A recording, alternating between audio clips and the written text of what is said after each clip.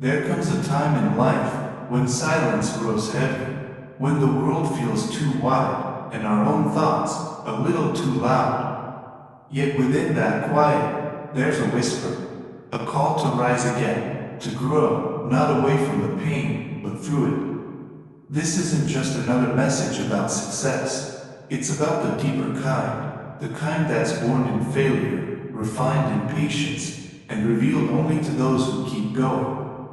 So take a breath, let's walk together, through the stillness, through the storms, and into the calm light of understanding. If you wish to overcome that quiet cloud of heaviness, the kind that settles in when silence gets too long, and doubt begins to speak louder than reason, then you must speak. Step out from the shadows of your own isolation, mingle with the bright ones, even when every part of you wants to retreat. Even when it feels like your voice no longer has a place. When you meet someone whose strength outshines yours, don't let admiration turn into envy. Don't waste your spirit wishing for their power. Instead, study how they earned it. What price did they pay? What discipline did they practice? Then pay that price. Follow the process, not the result. And in time, that same strength may quietly become your own. Each of us must stop seeing ourselves as fixed and start seeing ourselves as investments, wells of possibility waiting to be drawn from. Think of your soul as a deep mine, its true worth unknown until you start to dig. And you'll only find its treasures if you keep digging, even when darkness closes in. The key to real growth is not in surpassing others, but in surpassing yourself.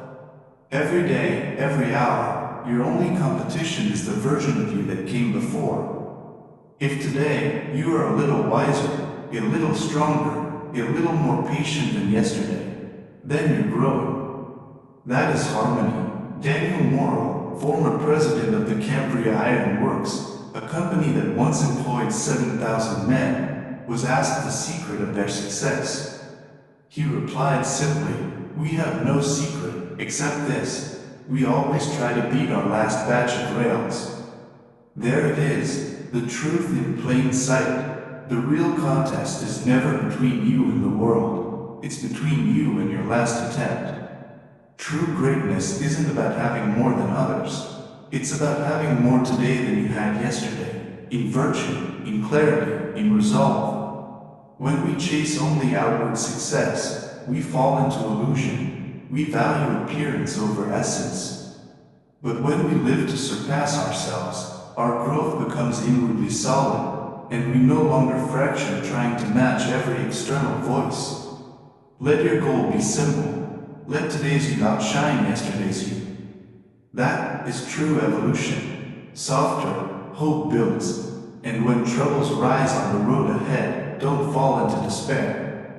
Like Bunyan's pilgrim seeing lions from afar, what seems dangerous from a distance often proves harmless when you get close. You simply must take that step. To be self-reliant is not to reject the beauty of friendship. No one denies the power of a kind word, a helping hand, a sincere voice in a dark hour.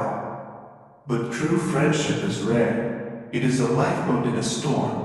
And many lifeboats leave when they're most needed.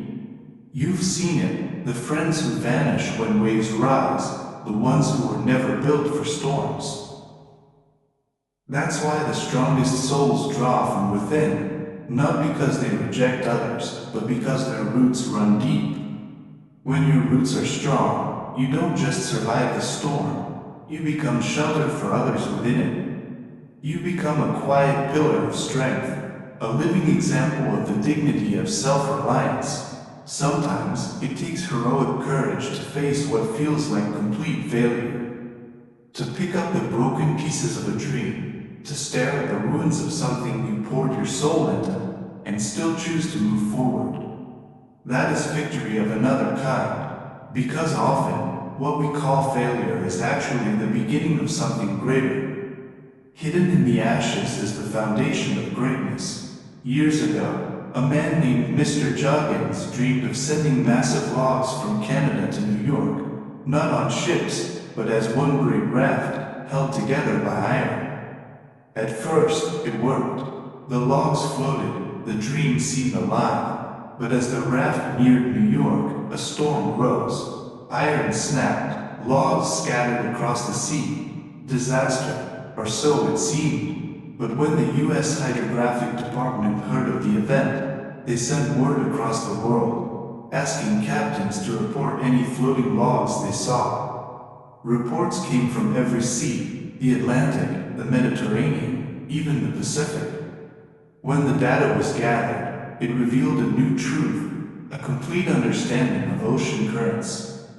That failed raft became a turning point in navigation. So, was it truly failure? The alchemists of old, those dreamers chasing gold from dust, were mocked as fools. Yet their so-called failures gave birth to chemistry. From their experiments came sublimation, distillation, crystallization, methods we still use today. Their search for gold gave us the tools that build the world. Failure was not their enemy, it was their teacher. Many of our own failures do the same. They lift us higher than we ever planned to go. Life, if we look closely, is a graceful unfolding of success born through failure. Columbus failed to reach India, but discovered a new world. David Livingstone failed to reach China, but brought hope to Africa. Sir Walter Scott lost his business, but wrote the novels that built his legacy. Malay painted the Angelus in poverty and pain, each brushstroke fueled by love and hunger, and created eternity from despair. Would prosperity have done that? Perhaps not. Deep reflection, voice softens, failure pivots us. It turns us not to destroy, but to lift us to higher ground. That higher place may not be fame or wealth, but something greater. A deeper faith, a clearer soul. Life is not what happens to us, it's what we draw out from it. Wealth and poverty, success and failure, they all fade into neutrality over time. The only question that remains is, how did I let it shape me? If your pain made you patient, your loss made you kind, then failure became grace. But if success made you proud, if wealth hardened your heart, then what seemed like victory was loss in disguise.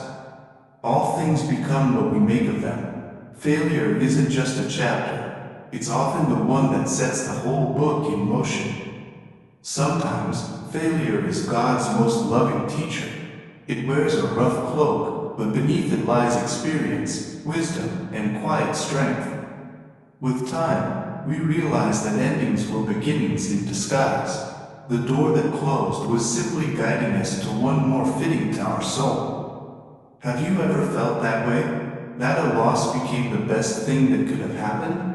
If so, perhaps every failure that follows may hold a hidden blessing too. We must not fear failure, only the failure to live true. Let the rest unfold under the care of something greater. Let failure work its quiet alchemy. Nature whispers the same lesson in every transformation. The caterpillar's end is the butterfly's beginning. The bud must die for the rose to bloom. The seed must break for wheat to rise. And plants grow most, not in daylight, but at night. In silence, in unseen darkness. Might that be nature's way of saying that we, too, grow most in our darkest hours? That our failures are preparing us for success that can't be measured, only felt. Think of your own life. Trace your joys backward. You'll often find they began in sorrow. Our greatest rivers of abundance begin as small, hidden streams in the caverns of old disappointment. No sincere effort ever truly fails. Even mistakes, if done with integrity, become stepping stones. The world may call you a failure, but if you live with courage, you have already succeeded. Birds rise not with the wind, but against it. Ships move forward only when the sea resists. That is the superior alchemy, the transformation of hardship into gold. If your mind stays true, your effort steady, your heart untiring, then even fate will step aside and let you pass. Maybe failure was never meant to end your story, but to begin the chapter that truly matters. Perhaps your darkest nights have been preparing you for mornings brighter than you ever imagined. If this message touched your heart, take a moment to share it with someone who might need hope today. And remember, you are not behind, you are becoming. This is the light of a growth mindset. Until next time, stay calm, stay grounded, and keep growing.